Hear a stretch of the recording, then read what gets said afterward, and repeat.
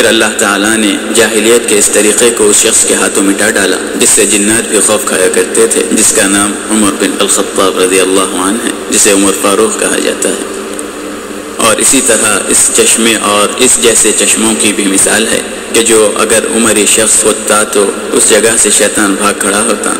اور ان کے لیے ایک چڑیا بھی ذبح نہ کی گئی ہوتی اور پانی لا محالہ جاری ہو جاتا۔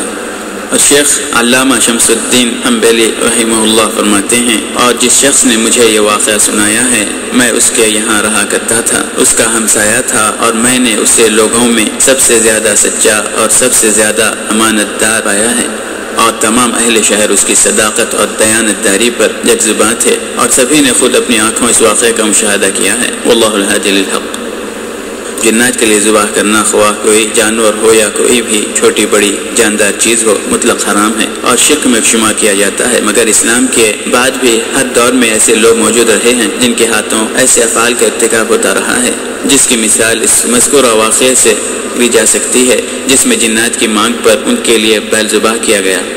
اور ایسے ہی واقعات آج بھی پیش آتے ہیں جن میں نوجوانوں کے ساتھ بڑے بوڑھے بھی شریک رہتے ہیں، اور ایسے بدترین اعمال میں ناجائز عامل بڑھ چڑھ کر حصہ لیتے ہیں جن کے سیاہ کارنامے کبھی کبھار اخبارات میں بھی شائع ہو جاتے ہیں۔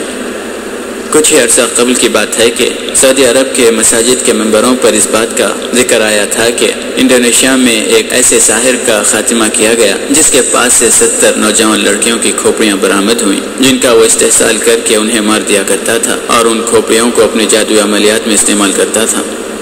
اور لوگوں کی زبانی بھی طرح طرح کے واقعہ سننے